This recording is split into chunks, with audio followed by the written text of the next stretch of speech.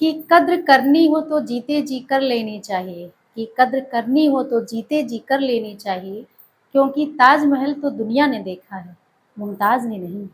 तो चलिए शुरू करते हैं आज का वीडियो, और स्वागत है आप सभी का मेरे यूट्यूब चैनल अर्चना क्लासेस पे।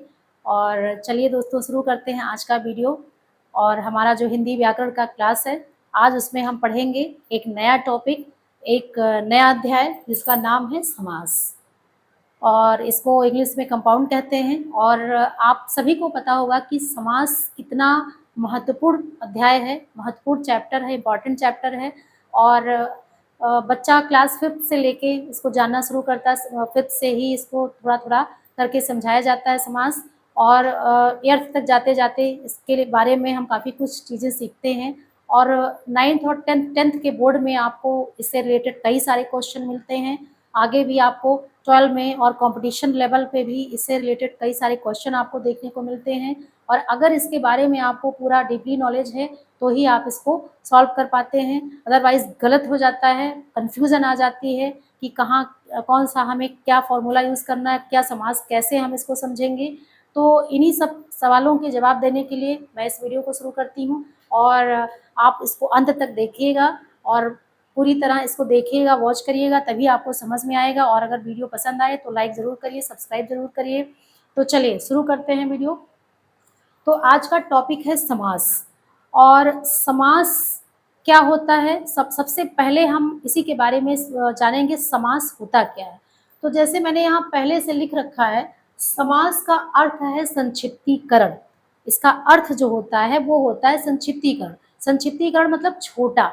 जैसे कई सारे शब्द जब लिखे होते हैं और हम उसको छोटा करके उसका अर्थ दे देते हैं, तो वही होता है समास।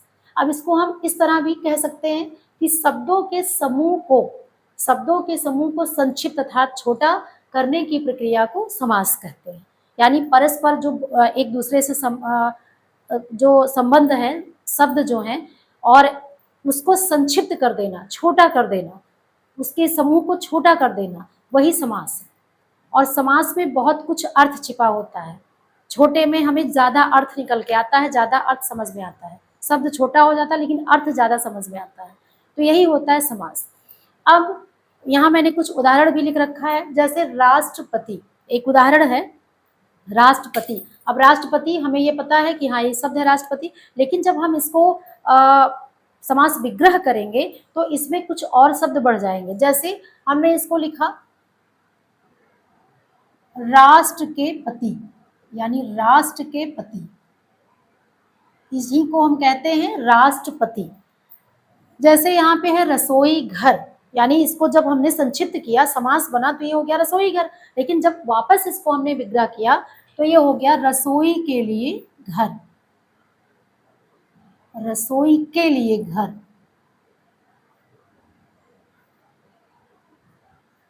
देशभक्ति, अब देशभक्ति, देश के लिए भक्ति, तो इसको जब हम विग्रह करेंगे तो ये हो जाएगा देश के लिए भक्ति, और इसको हमने संक्षिप्त करके बोल दिया देशभक्ति। अगला है माता पिता। हम बहुत सारे ऐसे इस तरह के समास में हम पढ़ते हैं, माता पिता, रात दिन, सुख दुख, भाई बहन। तो इसको जब हम विग्रह करेंगे तो ये हो जाएगा माता और पिता, यानी और शब्द विलुप्त था, यहाँ हमने जब विग्रह किया तो और शब्द हमें मिला, माता और पिता। अर्थात कहने का मतलब क्या, राष्ट्र के पति, अब इसको हमने संक्षिप्त कर दिया तो ये हो गया राष्ट्रपति। रसोई के लिए घर, जब संक्षिप्तीकरण हुआ तो हो गया रसोई घर। देश के लिए भक्ति, देशभक्ति, माता और पिता, माता पिता। अर्थात हम कम शब्दों में आपको ज्यादा अर्थ दे रहे हैं, यही होता है समास, और इसका संक्षिप्तीकरण ये कहलाता है। अब जब समास, ये इस तरह के शब्द जब हम समास में आ जाते हैं, संक्षिप्त करके इसको हम समास बना देते हैं, तब ये क्या कहलाता है, ये जो समस्त आप पद सुने होंगे, समस्त पद जो समास की प्रक्रिया से बना रहता है उसे हम क्या कहते हैं, समस्त पद कहते हैं।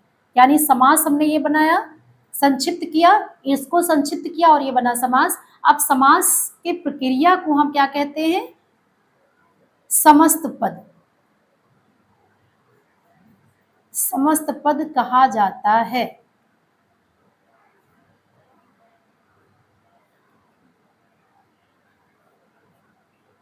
जैसे समस्त पद यानी यही है, माता पिता, यही समस्त पद है और इसी को हम समास भी कहते हैं। अब समस्त पद में पहला, जैसे यहाँ पे माता पिता मैं ले लेती हूँ, माता ये हो गया, इसको क्या कहते हैं? पूर्व पद, इसका नाम होता है पूर्व पद। और पिता, इसका नाम होता है उत्तर पद। यानी ये जो समास की प्रक्रिया जो हुआ, इसको हम समस्त पद कहते हैं। यानी इन शब्दों को हमने संक्षिप्त किया तो ये समास बना, राष्ट्रपति, रसोई घर, देशभक्ति, माता पिता। और जब ये समास की प्रक्रिया पूरी हुई तो इन्हीं संक्षिप्त हुए शब्दों को हम कहते हैं समस्त पद। और समस्त पद में जो पहला पद आपका होता है वो पूर्व पद कहलाता है और जो दूसरा पद होता है वो उत्तर पद कहलाता है। इसी प्रकार इन सब में, जैसे राष्ट्रपति, राष्ट्र हो गया पूर्व पद और पति हो गया उत्तर पद। उसी तरह रसोई हो गया पूर्व पद और घर हो गया उत्तर पद। देश हो गया पूर्व पद और भक्ति हो गया उत्तर पद। तो ये समस्त पद में हमें ये जानना चाहिए कि ये पूर्व पद और उत्तर पद क्या होता है। अब आगे देखते हैं। तो ये हो गया समास का डिफिनेशन। आई होप कि समास का डिफिनेशन आप सबको पता होगा, लेकिन यहाँ से आप जब इसको देखोगे तो बहुत इजी वे में मैंने डिफिनेशन लिखा है। शब्दों के समूह को, यानी जो ये शब्द के समूह है, ये जो ये सब शब्द के समूह है, इनको हम संक्षिप्त करने की जब करके बनाते हैं, करने की प्रक्रिया को ही समास कहते हैं। ठीक, अब समास में हम आवश्यकता अनुसार संधि के नियमों का भी पालन करते हैं। जैसे जब आप संधि पढ़ेंगे, इसके बाद मैं पढ़ाऊंगी, तो संधि के नियमों का पालन भी इसमें किया जाता है। जैसे मैंने एक समास लिया, नरोत्तम। नरोत्तम एक समास है। अब यहाँ है नरों में उत्तम, नरों में उत्तम। तो संधि जब आप पढ़ोगे तो संधि के नियम में भी ये लागू होता है, नरों में उत्तम, अर्थात ये संधि में भी आएगा। और कैसे आएगा वो मैं आपको उस चैप्टर में बताऊंगी। तो चलिए आगे, मतलब मेरे कहने का मतलब कि समास में हम आवश्यकता अनुसार, जहां हमें आवश्यकता पड़ती है वहां हम संधि के नियमों का भी पालन करते हैं। अब आगे देखिए, इसमें जब हम जैसे यहाँ पे राष्ट्र के लिए, के लिए और, तो ये जो विभक्ति आता है, ये जो विभक्ति चिन्ह है के लिए और के, तो ये जब समस्त पद या समास बनते हैं, ये संक्षिप्तीकरण होता है तो इनका लोप हो जाता है। जैसे हमने कहा राष्ट्र के पति, तो राष्ट्रपति हो गया, यानी के लोप हो गया। इसी तरह के लिए, यहाँ पे रसोई के लिए घर, तो रसोई घर के लिए लोप हो गया। तो जो विभक्ति चिन्ह है यहाँ पे समास की प्रक्रिया में, वो लोप, उनका लोप हो जाता है। तो ये हो गया आपका समास। अब इसी तरह और भी उदाहरण आप देख सकते हैं, जैसे गंगा जल, और भी उदाहरण है, जैसे गंगा जल, जैसे नीलकंठ, जैसे लंबोदर, ये सब आपके समास के एग्जाम्पल हैं। जैसे गजानन। देखिए, अब जब हम इसका विग्रह करेंगे तो गंगा जल क्या, गंगा के लिए जल है ना, या गंगा का जल, आप दोनों में कर सकते हैं, गंगा का जल। नीलकंठ, नीला है कंठ जिसका, अर्थात शिव जी। लंबोदर, लंबा है उदर जिसका, अर्थात गणेश जी। गजानन, गज है आनंद जिसका, अर्थात गणेश जी। तो ये इस तरह के एग्जाम्पल आपको देखने को मिलते हैं इसमें समास में। आगे चलिए, आगे हम देखते हैं।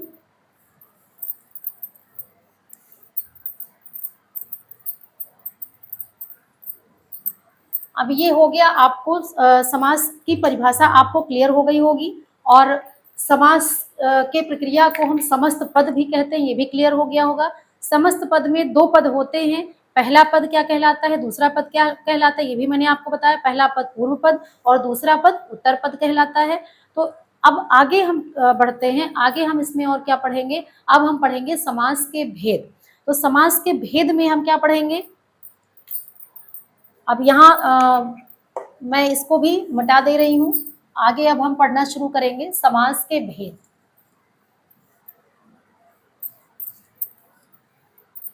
तो समास के भेद में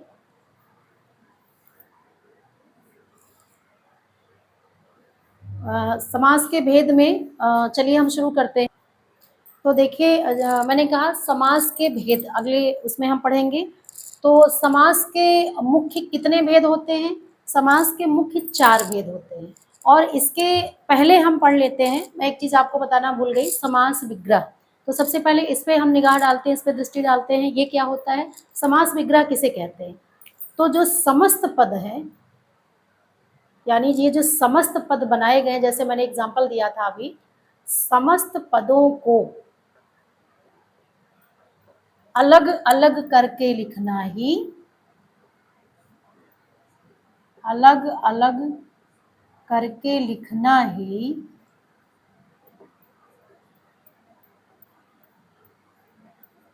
क्या कहलाता है? समास विग्रह।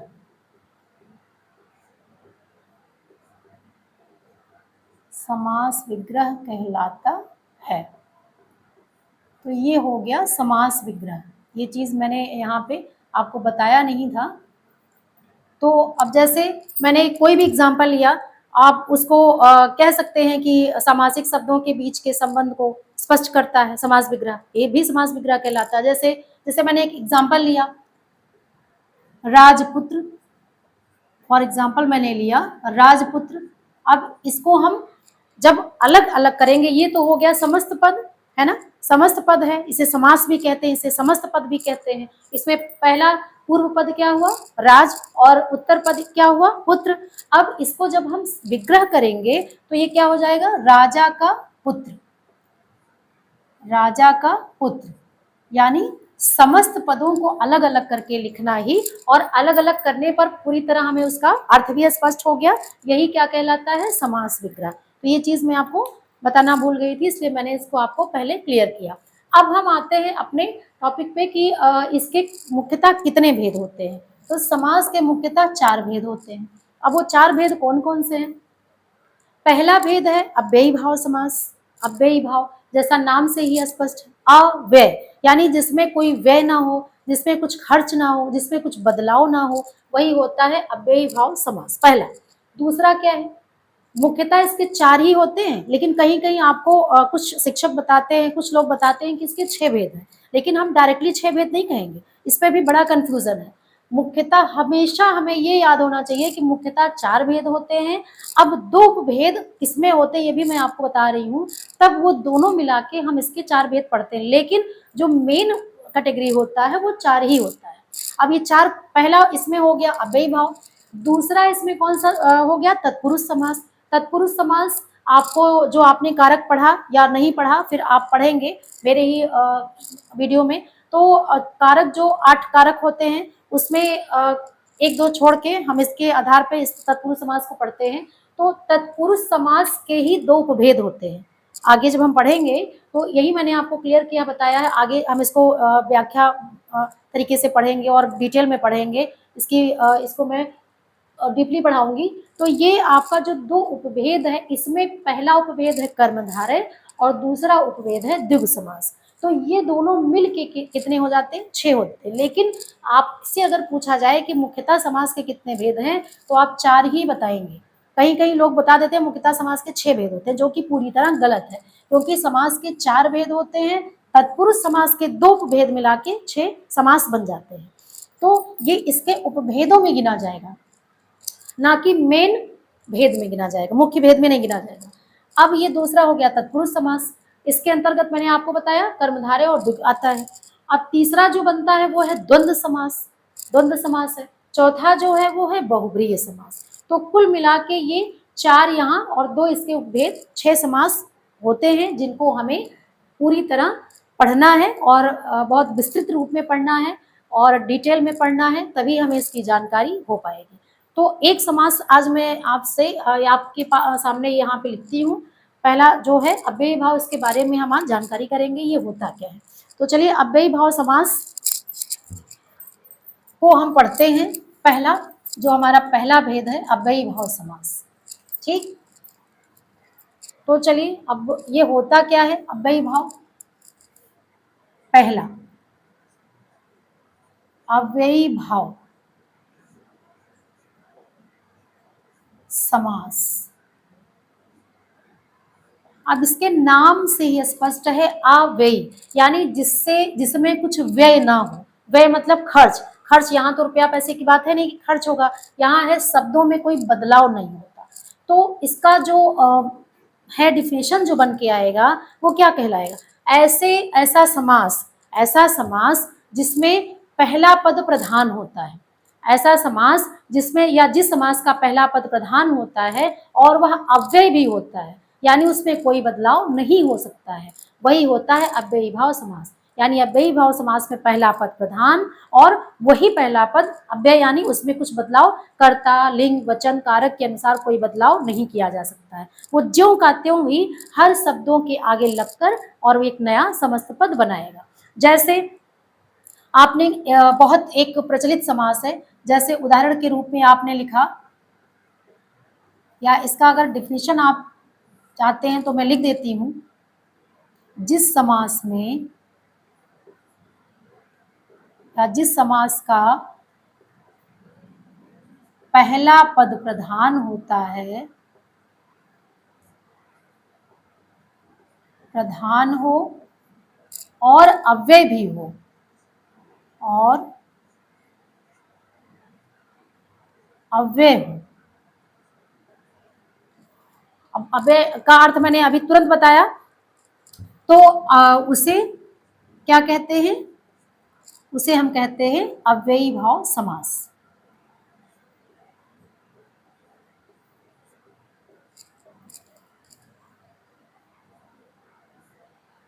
कहा जाता है। एक संक्षेप में मैंने आपको यहाँ डिफिनेशन दे दिया। उसे अव्ययी भाव समास कहते हैं जिस समास का पहला पद प्रधान हो और अव्यय भी हो, उसे हम अव्ययी भाव समास कहते हैं। अब उदाहरण के तौर पे आप देख सकते हैं यहाँ पे, जैसे यथा, एक शब्द हमने लिया यथा, एक शब्द हमने लिया है ना। तो ये उदाहरण के तौर पे आप देख सकते हैं कि यहाँ जो एक बहुत ही प्रचलित समास जो आता है अव्ययी भाव में शब्द है, वो है यथाशक्ति। ये बहुत बड़े बड़े कंपटीशन में भी पूछा जाता है, यथाशक्ति किस समास के अंतर्गत आता है या किस समास का उदाहरण है। तो जिसको पता है वो जानेगा, क्योंकि आपको यहाँ पे ही स्पष्ट हो जाता है अव्यय यानी जिसमें कोई बदलाव ना हो। तो यथाशक्ति का जो पहला पद है वो प्रधान और अव्यय है, यानी यथा। अब यथाशक्ति पूरा पूरा अगर हमने यहाँ पे लिखा तो ये हो जाएगा यथाशक्ति, और इसका विग्रह क्या होगा, शक्ति के अनुसार, शक्ति के अनुसार, ये हो जाएगा। अब इसी तरह आ शब्द है, इससे हम बना सकते हैं आमरण, आजीवन, इस तरह के शब्द बना सकते हैं, यानी मरण तक, आमरण, आजीवन, जीवन जीने तक। तो ये इसका जैसे यथाशक्ति से और भी बना सकते हैं हम, जैसे यथोचित बना सकते हैं, यथोचित, है ना, यथोचित हो गया। फिर आपका और भी बना सकते हैं हम, यथाविधि भी बना सकते हैं। तो इसी तरह एक शब्द यथा से हमने यहाँ पे कई शब्दों का निर्माण किया, लेकिन यथा शब्द में कोई परिवर्तन नहीं आ रहा है। यहाँ पे ये शब्द ज्यों का त्यों रखा जा रहा है, यानी इसमें कोई बदलाव, कोई विकार, कोई परिवर्तन इसमें नहीं आएगा। तो यही होता है अव्ययी भाव समास, जिसका पहला पद प्रधान हो और अव्यय भी हो। ये आपको जानना जरूरी है, जिसका पहला पद प्रधान होता है और अव्यय, अव्यय का मतलब ही होता है जिसमें कोई बदलाव, और किसके अनुसार बदलाव, लिंग वचन कारक काल के अनुसार कोई बदलाव ना हो। यानी ये शब्द तो बदल रहा है। अब यहाँ पे यथाशक्ति, शक्ति के अनुसार, यहाँ हो गया यथोचित, यानी जो आपकी इच्छा है यथोचित, यानी यथोचित हम सत्कार करते हैं, जो हमारे सामर्थ्य है उसके अनुसार हम स्वागत सत्कार करते हैं, यथाविधि जैसी हमारी विधि होती है वैसा हम करते हैं। तो कहने का मतलब कि ये शब्द ऐसे ही रखा जा रहा है, बस आगे वाले शब्दों में बदलाव हो रहा है। और इसीलिए इसमें कोई बदलाव नहीं है, इसलिए ये है अव्ययी भाव समास। दूसरा ऐसे हम कह सकते हैं, जैसे आ, तो यहाँ हो गया आमरण, अब यहाँ हो गया आजीवन, तो यहाँ पे आ शब्द ज्यों का त्यों लिखा जा रहा है, लेकिन अब यहाँ मरण हो गया, यहाँ जीवन हो गया, इसमें बदलाव तो आया, लेकिन आ शब्द में कोई बदलाव नहीं आया। आमरण यानी आप बहुत आप सुनते हैं कि आमरण अनशन किया है, यानी मरने तक, जब तक मर नहीं जाएंगे तब तक अनशन पे ही रहेंगे, मरने तक, है ना। ये इसका मतलब एक बार गांधी जी ने भी आमरण अनशन किया था, बहुत सारे स्ट्राइक करते हैं तो कहते हैं जब तक हम मर नहीं जाएंगे, जब तक हमारी ये मांग नहीं पूरी होगी तब तक हम आमरण अनशन करेंगे।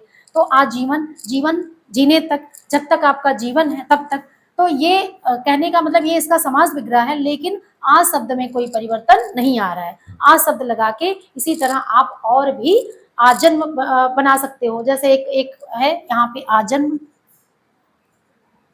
जन्म तक। तो इसी तरह आप इस शब्द से और बहुत सारे शब्द क्रिएट कर सकते हैं, समास बन सकता है, लेकिन इसमें कोई बदलाव नहीं आएगा।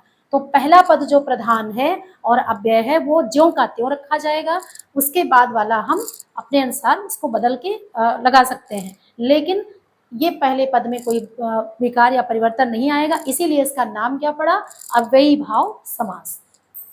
तो चलिए पहला समास ये हो गया, और इसी तरह हम और भी अगर आपको एग्जाम्पल और भी चाहिए तो मैं और भी एग्जाम्पल यहाँ पे आपको लिख के दे सकती हूँ, और जितना आप एग्जाम्पल लिखेंगे, जितना उसको सॉल्व करेंगे, उतना आपका ये क्लियर होगा। जैसे अब आजीवन मैंने लिखा ही, जीवन भर, या यथा सामर्थ्य मैंने लिखा, जैसे एक हो गया यथा सामर्थ्य हो गया,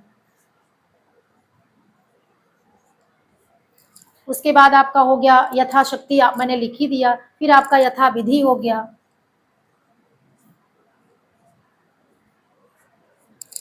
फिर आपका यथाक्रम हो गया। अब देखिए यथा में कोई परिवर्तन नहीं आ रहा है। उसी तरह हमने और क्या लिखा, जैसे प्रतिदिन, प्रति शब्द लगा के आप लिख सकते हो, और भी शब्द बना सकते हो, जैसे हमने लिखा रातों रात, लिखा रातों रात, प्रतिदिन, ये सब किसके उदाहरण हैं, अव्ययी भाव समास के, सब अव्ययी भाव समास के उदाहरण हैं। जैसे जैसे मैंने लिखा भर पेट, लिखा, ये सब आपके एग्जाम्पल हैं किसके, अव्ययी भाव समास के। तो आई होप कि इतना एग्जाम्पल आपने देखा यहाँ पे, और आपको क्लियर हुआ होगा कि पहला शब्द इसका प्रधान और अव्यय होता है, इसीलिए इसको अव्ययी भाव समास कहते हैं, और इसमें पहले शब्द में कोई परिवर्तन, कोई विकार नहीं होता है। तो चलिए अब बढ़ते हैं हम अगले समास की तरफ। तो अगला समास क्या है, अगला समास है हमारा अव्ययी तत्पुरुष समास। अगला हमारा समास है जो वो है अव्ययी तत्पुरुष समास। अब तत्पुरुष समास के दो उपभेद भी हैं, कर्मधारय और द्विगु। इसको मैं आपको बताऊंगी, लेकिन स्लोली स्लोली आप जब इसको सीखेंगे धीरे धीरे तभी आपको समझ में आएगा। तो नहीं अगर समझ में आएगा तो फिर आप इसको कभी भी सॉल्व नहीं कर पाएंगे, कभी भी किसी भी कंपटीशन में पूछा जाएगा तो आप हमेशा कंफ्यूज रहेंगे, इसीलिए आपको ये चीज़ जानना जरूरी है। तो अगला जो हम यहाँ पे समास पढ़ेंगे वो है तत्पुरुष समास। तत्पुरुष समास, अब तत्पुरुष समास क्या होता है, तत्पुरुष समास में जो जिस समास का उत्तर पद प्रधान हो, मैंने बताया कि पूर्व पद किसे कहते हैं, उत्तर पद किसे कहते हैं। तो दो पद होते हैं, जो पहला पद होता है वो पूर्व पद होता है, और दूसरा पद क्या होता है, वो उत्तर पद होता है। तो जिस समास में उत्तर पद प्रधान हो और पूर्व पद गौड़ हो, जिस समास में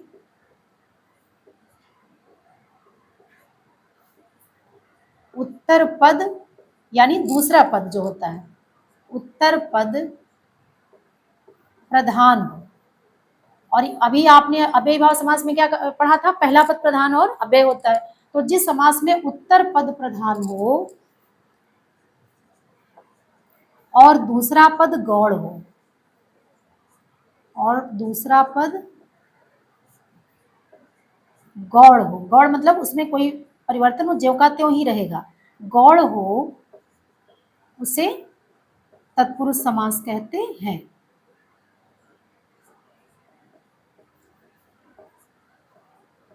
समास कहते हैं। ये हो गया इसका डिफिनेशन, उसे तत्पुरुष समास कहते हैं। अब जैसे आप इसको कर सकते हो कि एग्जाम्पल आप लिख सकते हो, जैसे एक एग्जाम्पल है, उदाहरण है, जैसे मैंने लिखा तुलसी कृत। तुलसी कृत यानी तुलसी कृत मतलब तुलसी द्वारा रचित, अर्थात इसका मतलब होता है क्या, तुलसी द्वारा कृत या तुलसी द्वारा रचित, तुलसी द्वारा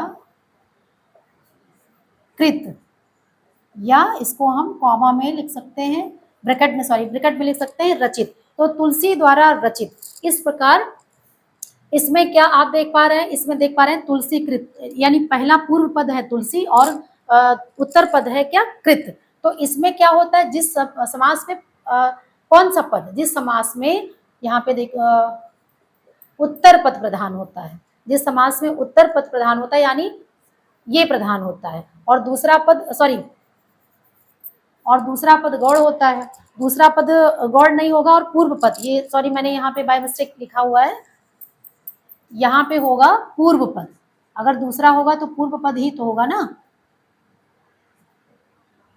जिस समास में उत्तर पद यानी दूसरा पद प्रधान हो और पूर्व यानी पहला पद क्या हो, गौड़ हो, उसे तत्पुरुष समास कहते हैं। अब उत्तर पद यहाँ पे दूसरा जो है उत्तर पद वो प्रधान है और पूर्व पद गौड़ है, यानी तुलसी वही है, आपको सबको पता है, कृत तुलसी द्वारा कृत यानी रचित।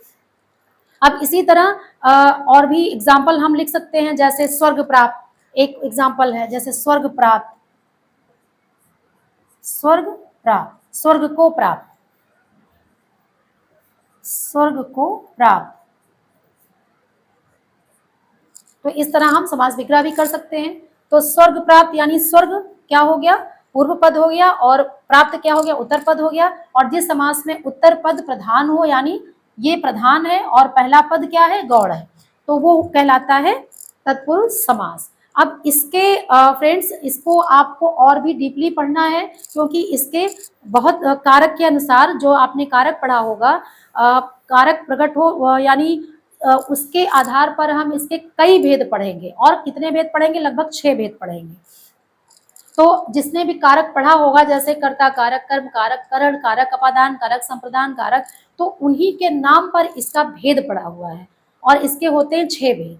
तो अब वो 6 भेद जो है उसको मैं आपको अगले वीडियो में बताऊंगी, और इसके अगले उपभेद आगे जो उपभेद इसके दोनों हैं, यानी जो 2 उपभेद हैं कर्मधारय और दिव्य भी बताऊंगी। और ये चैप्टर बड़ा होने वाला है दोस्तों, इसको हम थोड़े थोड़े पार्ट में पढ़ेंगे तभी आपको समझ में आएगा, एक साथ आप जो पूरा पढ़ लोगे तो आपको समझ में नहीं आएगा। तो इसलिए इसका अगला जो वीडियो है वो मैं कल लेके आऊंगी, और इतना तब तक आपको इसमें कोई भी प्रॉब्लम हो, कोई भी संदेह हो, कुछ भी, तो आप उसको कमेंट सेक्शन में जाके कमेंट टाइप कर सकते हैं, पूछ सकते हैं, और आगे अगला वीडियो कल आपके सामने फिर प्रस्तुत करूंगी। और कोई भी समास में जब तक आप पूरी तरह पढ़ोगे नहीं, जब तक आप क्लियर नहीं करोगे, तब तक आपका ये चैप्टर क्लियर नहीं होगा, और इससे बहुत सारे क्वेश्चन आपको बोर्ड में भी मिलते हैं, आपको कंपटीशन लेवल पे भी मिलते हैं। इसलिए बार बार मैं कह रही हूँ कि ये चैप्टर बहुत महत्वपूर्ण है, इसको हम जितनी बार पढ़ें उतना कम है। तो चलिए इसको इसी अपने बात के साथ मैं अपना ये वीडियो समाप्त कर रही हूँ, और मिलते हैं कल के वीडियो में, और इसी को आगे बढ़ाते हुए मैं इसके उपभेद बताऊंगी, और तत्पुरुष को दोबारा मैं आपको रिवाइज करवाऊंगी। चलिए, आई होप कि ये वीडियो आपको अच्छा लगे, तो आप सब्सक्राइब करिए, लाइक करिए। Okay friends, good bye.